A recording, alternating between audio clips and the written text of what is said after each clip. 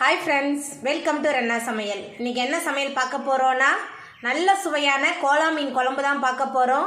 எளிமையான முறையில் இந்த கோலா மீன் குழம்பை செஞ்சிரலாம். ரொம்ப சுவையா இருக்கும்.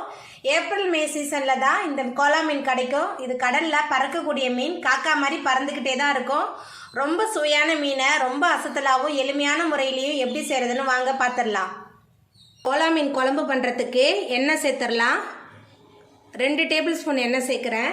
எண்ணெய் சூடாகி வரட்டும். எண்ணெய் சூடாகி வந்துட்டு இதில் 1 ஸ்பூன் கடுகு சேர்த்துடலாம். கடுகு பொரிய ஆரம்பிச்சிருச்சு. 1 ஸ்பூன் வெந்தயம் சேர்த்துடலாம். கடுகும் வெந்தயமும் நல்லா பொரிய ஆரம்பிச்சிருச்சு. 10 சின்ன வெங்காயம் சேர்த்துடலாம். அதுக்கப்புறமா மிக்சியில் சேர்த்து அரைச்சி வச்ச 10 சின்ன வெங்காயம் சேர்த்துடலாம். 3 தக்காளி பழம் விழுதாக அரைச்சி வச்சுருக்கேன். தக்காளி விழுத சேர்த்துடலாம். சேர்த்துட்டு எல்லாத்தையும் நல்லா வதக்கிடலாம். கோலா மீன் எல்லா நாள்லையுமே கிடைக்காது. ஏப்ரல் மேலே தான் நிறைய கிடைக்கும். ஏன்னா இந்த மாதம்தான் கோலா மீனோட சீசன். அதுவும் கோலா மீனை சாயந்தரத்தில் தான் பிடிப்பாங்க. அது காக்கா மாதிரி கடலில் பறந்துட்டு இருக்குமா. நம்ம சேர்த்த வெங்காயம் தக்காளிலாம் நல்லா வதங்கி வந்துருச்சு. இப்போ இதில் கருவேப்பிலை சேர்த்துடலாம். கருவேப்பிலை சேர்த்துட்டு நல்லா கலந்து விட்டுடலாம். கருவேப்பிலை சேர்த்துட்டு கலந்து விட்டாச்சு. இப்போ இதில் மசாலா தூள் சேர்த்துடலாம்.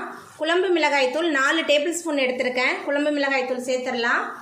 குழம்பு மிளகாய் தூள் சேர்த்துட்டு கொஞ்சம் நேரத்துக்கு இந்த வெங்காயம் தக்காளியோடய இந்த மசாலையும் சேர்த்து நல்லா வதக்கிடலாம். நம்ம சேர்த்த மசாலா வெங்காயம் தக்காளியோட சேர்ந்து நல்லா கலந்து வதங்கி வந்துருச்சு. இப்போ இதில் குழம்புக்கு தேவையான அளவுக்கு உப்பு சேர்த்துடலாம். அதுக்கப்புறமா புளி தண்ணி சேர்த்துக்கலாம். புளி தண்ணி சேர்த்துட்டு நல்லா கலந்து விட்டுடலாம். புளித்தண்ணி சேர்த்துட்டு நல்லா கலந்து விட்டாச்சு. புளித்தண்ணி மசாலா தூள் எல்லாமே உங்களோட சுவைக்கேற்ப நீங்கள் கூட்டவோ குறைக்கவோ செஞ்சிடலாம். இப்போ இதில் நம்ம தண்ணி சேர்த்துக்கலாம். உங்களுக்கு எவ்வளோ தண்ணி தேவையோ அவ்வளோ தண்ணி சேர்த்துக்கோங்க. தண்ணி சேர்த்துட்டு நல்லா கலந்து விட்டுடலாம். தண்ணி சேர்த்துட்டு நல்லா கலந்தாச்சு. மிளகாய்த்தூளோட பச்சை வாசனை போகிற அளவுக்கு குழம்பு நல்லா கொதிச்சு எண்ணெய் பிரிஞ்சு வரட்டும். குழம்பு நல்லா கொதிச்சு எண்ணெயெல்லாம் பிரிஞ்சு வந்துருச்சு.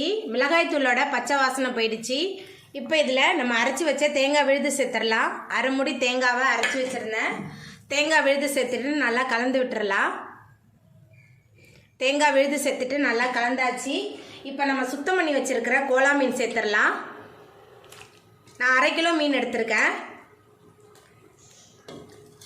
கோலா மீனை சேர்த்துட்டு நல்லா கலந்து விட்டுறலாம். மீன் நல்லா வெந்து வரட்டும்.